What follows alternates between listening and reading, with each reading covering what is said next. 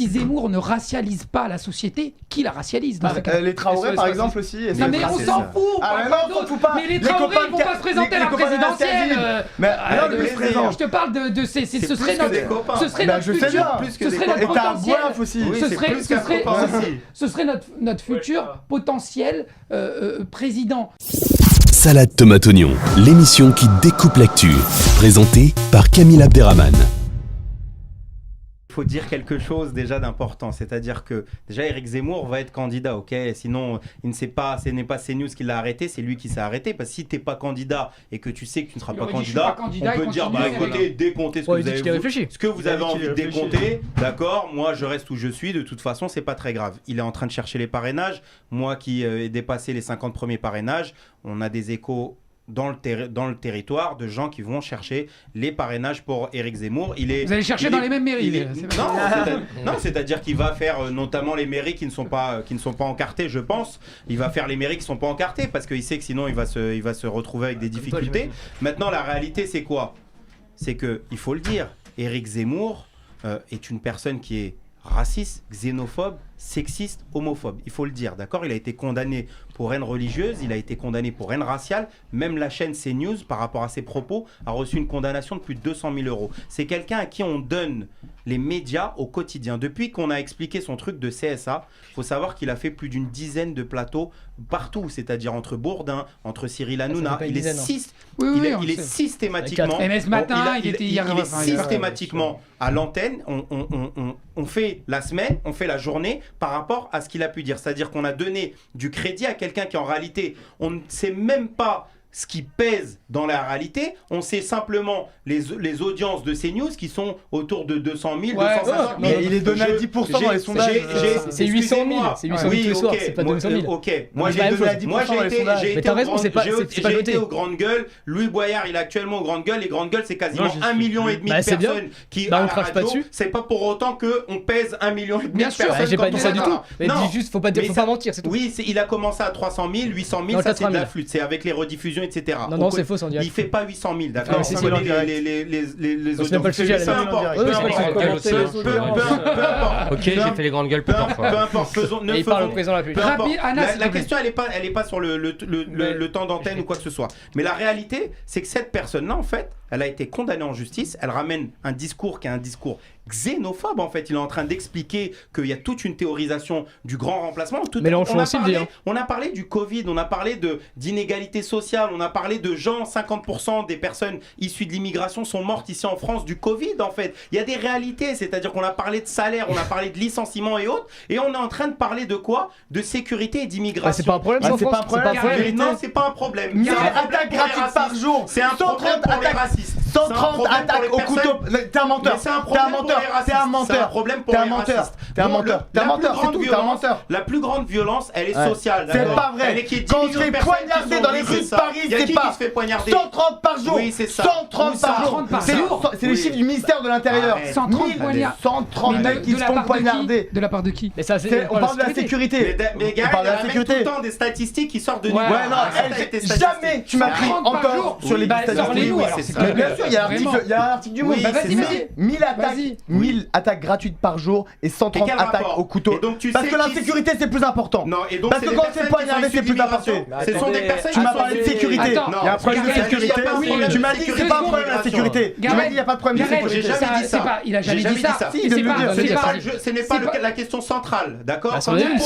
Si, quand on se fait poignarder dans les rues c'est très central. Arrête, on vit tous en France.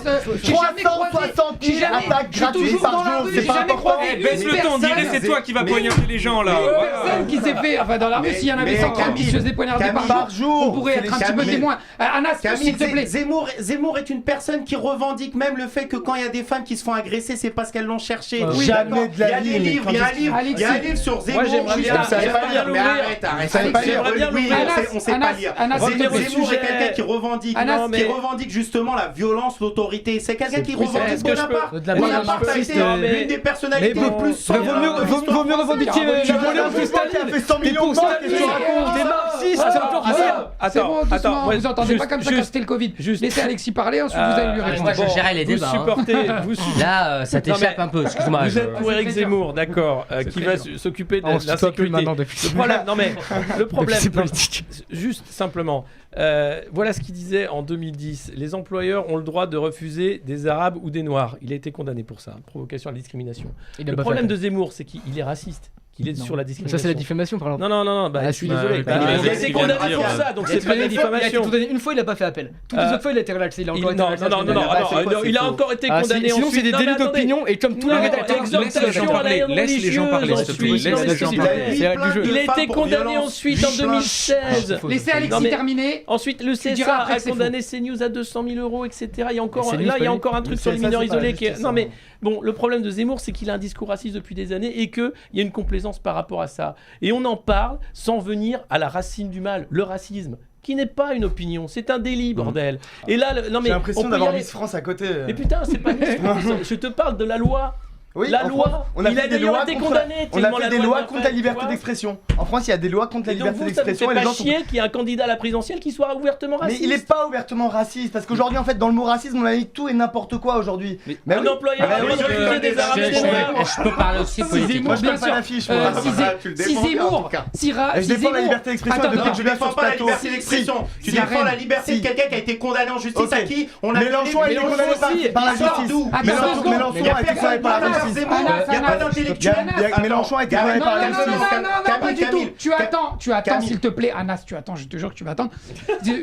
Enfin, à part si Zemmour ne racialise pas la société, qui la racialise dans les Traoré, par exemple, aussi. Non, mais on s'en fout. On s'en fout pas. Mais les Traoré, ils vont pas se présenter à la présidentielle. Mais alors, le président. Je te parle de ce serait notre futur. Et t'as un boif aussi.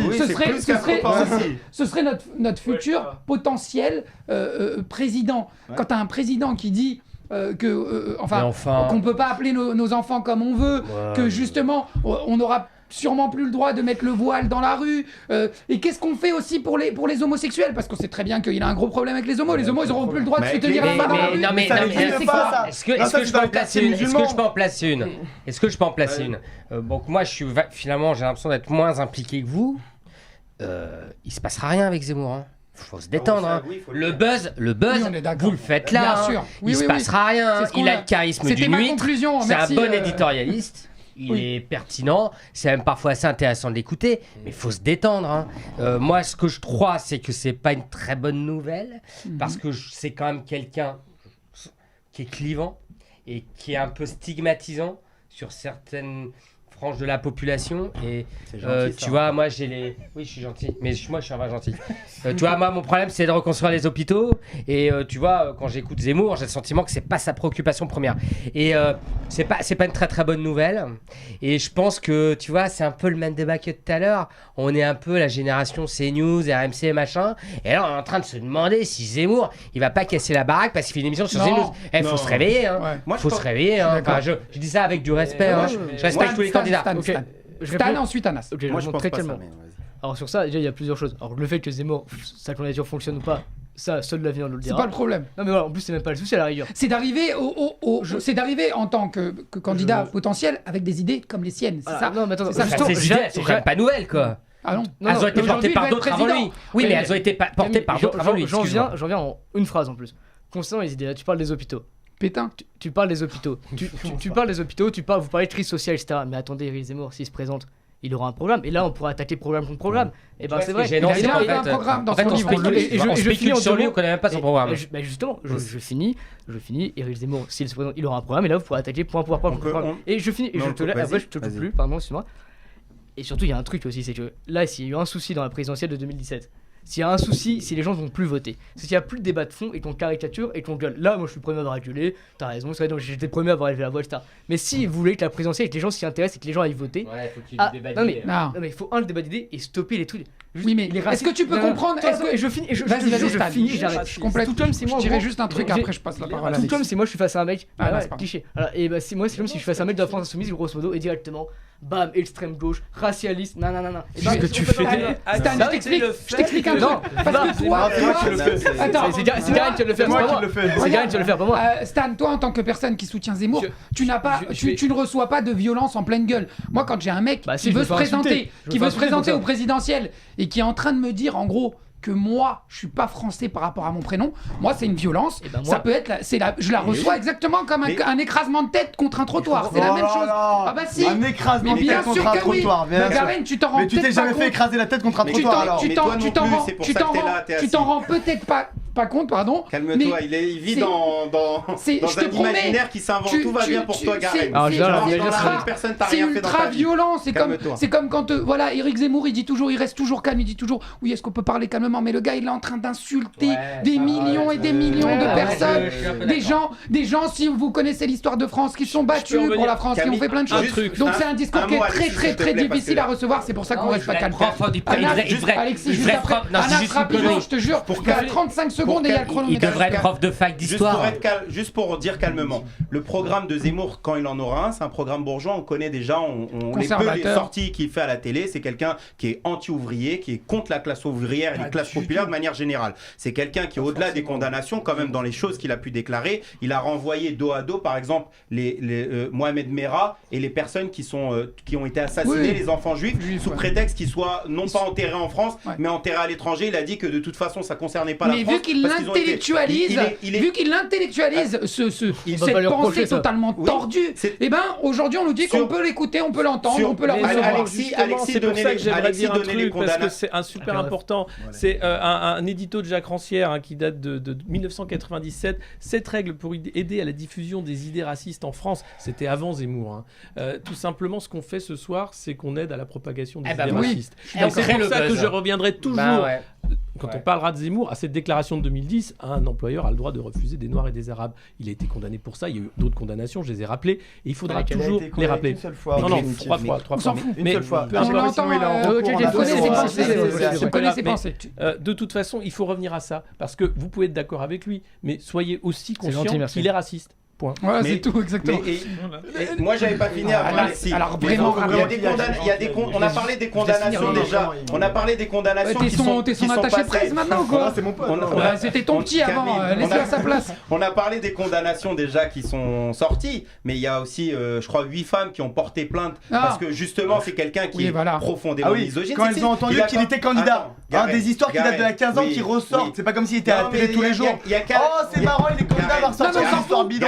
Te caricature pas, écoutez un petit peu quand on parle. Mais c'est quelqu'un qui il a fait des sorties qui sont misogynes en expliquant que les femmes elles peuvent pas aspirer à des positions de pouvoir parce qu'elles sont moins intelligentes, avec moins de caractère, etc. Il est plus intelligent que ça, il ne dit pas, il dit que c'est la réalité. Il dit voilà, on étudie la réalité. Arnaud, ce qu'il a dit, ça sera du vent, c'est-à-dire qu'aujourd'hui il a réussi à créer le buzz en faisant croire qu'il y a des gars comme Stanislas qui un jour ils se sont réveillés, ils ont pris Photoshop leur PC, ils ont mis un gars sur une tête, je suis candidat à la présidentielle 2022. Beaucoup plus beau sur la photo je sais à quel point c'est difficile. Je sais à quel point c'est difficile de rassembler des moyens, de rassembler des gens, etc. pour pouvoir faire ces choses-là. Donc c'est complètement faux de faire croire qu'un éditorialiste, on l'a mis comme ça en scène et que comme par hasard il est candidat. Dans le fond du discours politique de Zemmour. Voilà, qu'est-ce que tu penses qu'aujourd'hui, en 2021, on puisse avoir quelqu'un qu'on puisse accepter, qui puisse se présenter je vais vous demander un peu de civisme et essayer de ne pas m'interrompre. C'est le principe d'un débat.